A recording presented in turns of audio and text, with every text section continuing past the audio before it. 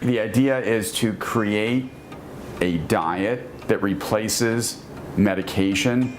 Initially, it was thought just for acid reflux disease. As more and more science is coming out, we're realizing that this diet is really an anti-inflammatory diet for everyone. Acid reflux is really two types of conditions. The traditional acid reflux is the sensation of a feeling of burning starting in your stomach, climbing up into your chest. The reason it's called heartburn, or heartburn is the main symptom, is that the esophagus, which connects the throat to the stomach, essentially sits on the heart, so you feel it in the mid-chest. So that's traditional gastroesophageal reflux disease, or GERD. But there's another type of reflux. When you eat or drink something very acidic, and we could talk about what that means, it actually causes inflammation as you're swallowing. And not only affecting the throat, but the sinuses, the ears, the lungs, and the vocal cords. And this is what trips people up, because they'll come in and they'll say, oh my God, I sound like this. And I've been clearing my throat for weeks, and my allergies are acting up, and I have nasal drip, and I need some antihistamines and an allergy investigation, when really, it's the acidity of what they're eating that's triggering all these symptoms. People say, oh, it's just acid reflux, take some medication, take some Tums, you'll be fine. As it turns out, uncontrolled or insufficiently controlled acid reflux can lead to esophageal cancer. So how could that be? Well, what happens is when you eat or drink acidic foods, again, whether it's coming down this way or things coming up this way, you irritate the esophagus. So you can imagine if you're eating or drinking something acidic this way or things coming up this way, the sensitive esophageal tissues get burned. And if you keep burning them, the tissues break down, and in a certain number of cases, they transform into cancer cells. And the way it was discovered is that the stomach has a certain type of cell that produces mucus. It's called a gland-producing cell. The esophagus doesn't have gland-producing cells. So when these cells in the stomach start climbing up, think of it as you're heating something and the fire is rising. Well, these tissues go outside of their normal area and can become cancerous. And it's acidity that's responsible for a lot of this. Esophageal cancer has been the fastest growing cancer in America and Europe since the mid-1970s. So it makes you think, well, what happened in the mid-1970s? So two things happened. One, the government, in an effort to prevent food poisoning, something called botulism, which is a food poisoning that occurs when you eat contaminated food from a can or a bottle, they enacted a law called Title 21. And what they said is any food in a can, bottle, or box needs to be acidified. So there's a number. That number's around pH 4.4. As it turns out, the food packers, in an effort to prevent food poisoning and an effort to keep the foods on the shelves for very long periods of time, tend to drop that number and add ascorbic acid, citric acid, things like that to really keep the liquids acidified. So that started around the mid-70s. And if you look at graphs of year versus incidence of esophageal cancer, it starts to climb up. Around the same time, the food industry began to shift how they added sweeteners and shifted from cane sugar and beet sugar to a much less expensive, more readily available crop, corn, and developed high fructose corn syrup, which today goes under many names and sometimes hard to decipher. But what it is a very inflammatory sweetener.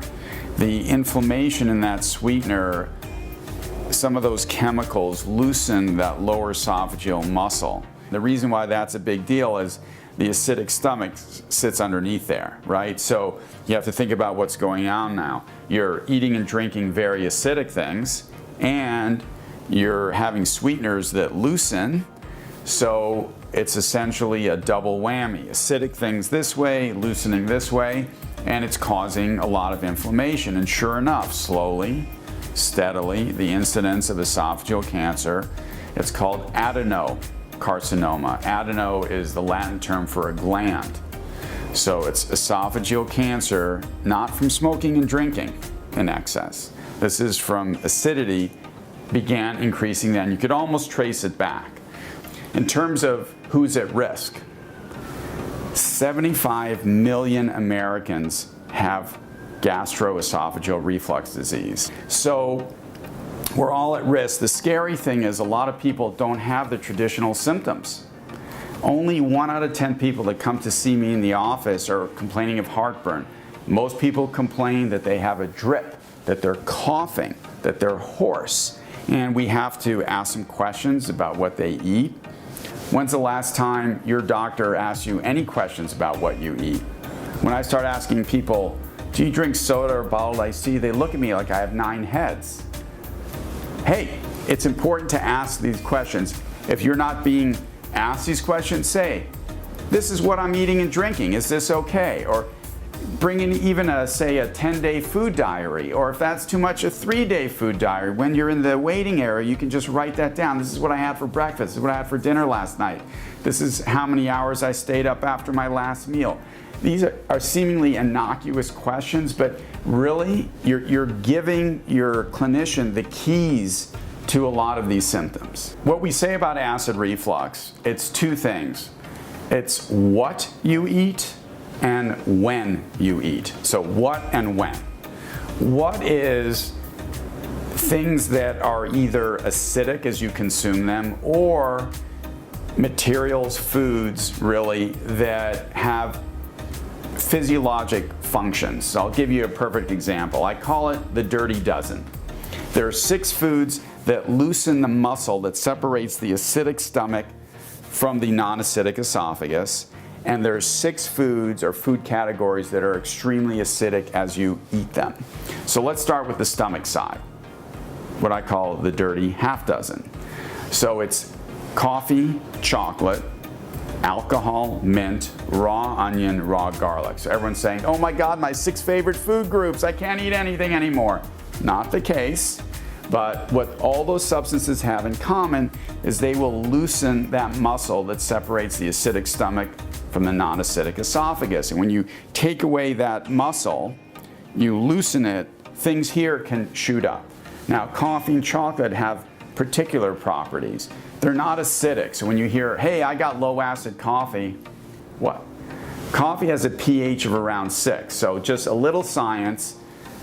Anything less than pH 7 is considered acidic. Anything more than pH 7 is considered alkaline. So as you get lower and lower in the number, it's more and more acidic. Things less than pH 4, 4 is the magic number, are extremely acidic and can cause a lot of problems.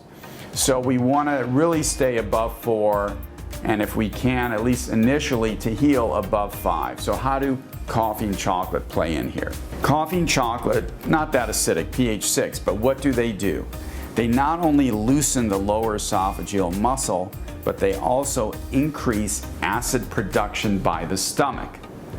So the idea of an after dinner coffee, right? Say Madrid style, it's 9-10 at night. You have a 6 a.m. meeting, so you gotta be lying down by midnight. I'll have a coffee. You have your coffee, and what happens? It loosens the lower esophageal muscle and acid is produced. It takes the stomach 3 to 4 hours to empty. So you finish eating 8, 9, or 10, and if you're not staying upright for 3 to 4 hours, when you lie down, you take away gravity and things come up. So when you add something that produces acid, in addition to lying down too soon, you can see you can have problems. There's an enzyme in the stomach that breaks down protein called pepsin, P-E-P-S-I-N. Pepsin normally sits in the stomach. stomach, and it gets activated at very acidic environments. The stomach is very acidic, again, less than pH 4. Pepsin was found a few years ago, not very long ago, to float. Where does it float to? It floats up. It can sit on the vocal cords. It can sit in the sinuses. It can sit in the middle ear spaces, in the lungs. And when you eat or drink something less than pH 4, it turns on. And what you eat starts eating you. Again, I call them the dirty half dozen. Easy to remember. So 2 of them we shouldn't be eating or drinking anyway. And what is that? Sugary or diet soda, sugary or diet bottled iced tea. Really, almost any beverage in a can, bottle, or box is very, very acidic. The way I look at it, when people say, I just have 1 or 2 of those a month. I say I only pour battery acid down my throat twice a month.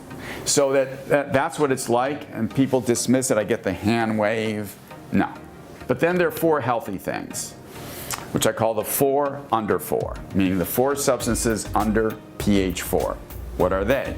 Citrus, tomato sauce, not tomato, tomato sauce, vinegar, wine. Again, I can hear the groans. I have the best wine collection east of the Mississippi. Okay. But you should be aware, if you're coming in with certain symptoms and you're eating or drinking certain things, this is why.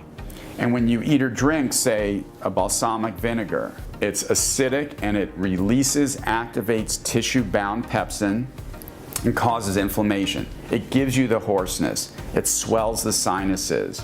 It can irritate the lungs. And this we really didn't know. And it gets a little more interesting because as little as 2 years ago, it was shown that when you have an acid injury, it's not just a superficial injury that if you keep eating or drinking certain things, it gets deeper and deeper. That's not what happens. As soon as you eat or drink something that's very acidic, you get a body-wide inflammatory response. This was absolutely shocking. It only came out in 2016. And the reason why this is so important, you're getting a body-wide inflammatory response. So what was clinically, we're saying to patients, get on the acid water diet, avoid these very acidic things, and then they're coming back to us and saying, hey, my psoriasis went away, my Crohn's disease improved, my irritable bowel improved. And as it turns out, this body-wide inflammatory response is what's happening. So while we're recommending this diet, we're paying attention to what our patients are telling us, and now the science is sort of backed into what we developed, and it's telling us that it's going to help inflammation everywhere. And that was wonderful to see, and when science supports clinical observation, that's always something that you could build upon.